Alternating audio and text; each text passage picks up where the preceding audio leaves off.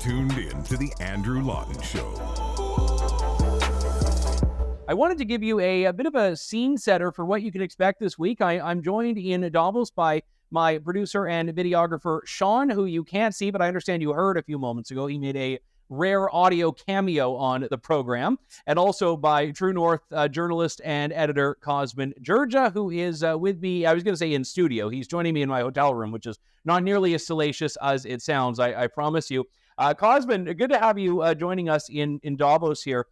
Let me just ask you, because you're a first-timer at this. You've not seen this conference in action before. What have your early impressions been here? I think the most extraordinary impression I've had is the fact that life goes on in Davos. I mean, driving through the city, you see, school children returning home.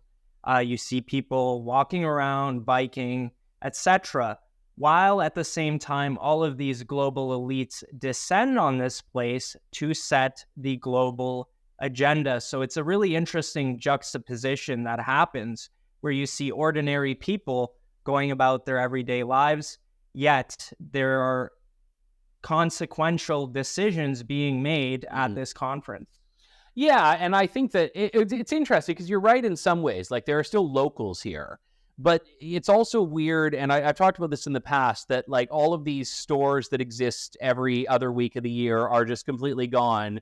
And when you walk down the main drag, it's like, the India Pavilion and the second India Pavilion and the third India Pavilion. And so it's like, I remember the first time I came, I was looking on Google Maps ahead of time and saying, oh, that might be a good restaurant to check out. And then you get there, it's like, oh, the restaurant's just picked up and left town because the World Economic Forum is here. So the theme this year is rebuilding trust. They've got, some heavy hitters on the lineup. There's the Premier of China, Li Qiang. There's Javier Milei, who's the president of Argentina, who, interestingly, has been here before as an economist.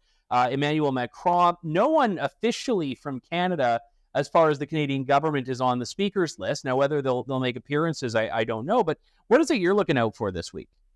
I think the issue of trust kind of like underwrites everything that's happening here. And True North has reported on their global risk report, which the World Economic Forum releases every single year. And the number one issue that they chose in the short term for 2024 was misinformation and disinformation. And I'm interested to see what some of the speakers will say are the solutions to these proposed problems. How do we deal with what they call misinformation or disinformation and the consequences, which I think they think is the declining trust in the institutions that they're a part of. So solutions what they might look like. I expect some bizarre and heavy-handed propositions being made. The other major thing is AI seems to be everywhere at this conference this year. There are a bunch of different pavilions, and we are going to see the CEO of OpenAI, Samuel Altman, showing up and discussing, giving a panel. And so I'd like to see what he has to say. Yeah, and I actually have a clip that I'll share a little bit later on in the show of Klaus Schwab, like 6 years ago or 7 years ago, talking about AI. And it is interesting to see. I mean, it's one of those things where we don't quite have an answer in society to how we deal with this. And so I'm very, I'll say, nervous about how politicians who don't really know much about the issue are going to come away from this conference where they are talking about it a lot. Thinking like it's just, some know-nothing politician who's here. Like I ran into earlier Chris Coons, who's a senator in Delaware. I presume this guy who's 70, has nothing to do with AI, doesn't know anything about it, but he's the type of guy who could be in some panel and they all say something's a good idea, and he brings it back to Washington and says, what we ought to do. So I'm nervous about that. And so in the case of Sam Altman, maybe he can, bring something relatively sensible to the discussion. There also has just been this massive number of sessions I saw on the agenda devoted to climate change in like every possible angle imaginable. There's like, how to transition away from fossil fuels, how to transition to renewables, how to accelerate the transition, net zero, like they're doing, it's like the same discussion like 20 different times.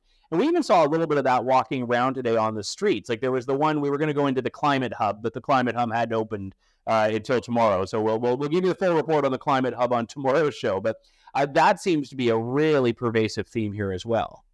Yeah, no, climate seems to be top of mind still, but it's not the theme of the conference. That seems to have changed to an entirely different issue. And while I think, we came here on the day where protests were happening, and all of these left-wing protesters were pressuring the global elites to take more action, calling them hypocrites, etc. And if you're here in Davos, one of the things that you see is like the helicopters flying by. We know that there are private jet terminals. When I arrived here at the airport, there were designated World Economic Forum areas waiting for these global people to come. So they're all flying in, and the hypocrisy is mounting. And I do think that they're aware of it to some degree, right? And it'll be interesting to see how long that continues, how long they will keep pushing this climate issue when it's apparent to everybody that they are not really part of the solution. Right? Yeah, and it just, as an illustration of this, we were trying to find, there's like all of the, they take the private jets in, and then when they get to the private jet terminal, they transfer from a private jet to a helicopter, and then they take the helicopter to Davos, and then they get from the helicopter to a limo, and the limo takes them to their hotel. It's a really sustainable way of doing these. But we were trying to find the heliport, and the reason we couldn't find it on a map when we were looking is because it's not actually a heliport the rest of the year. It's a farmer's field. So it's like, what better illustration of the World Economic Forum's approach, which is to just like cover up the farmer's field with helicopters for all of the jet-setting elites. All right, well, we are looking forward to seeing what you do the rest of the week, Cosmin. It is great to talk to you and great to have you here as well. Thanks for listening to The Andrew Lawton Show. Support the program by donating to True North at www.tnc.news.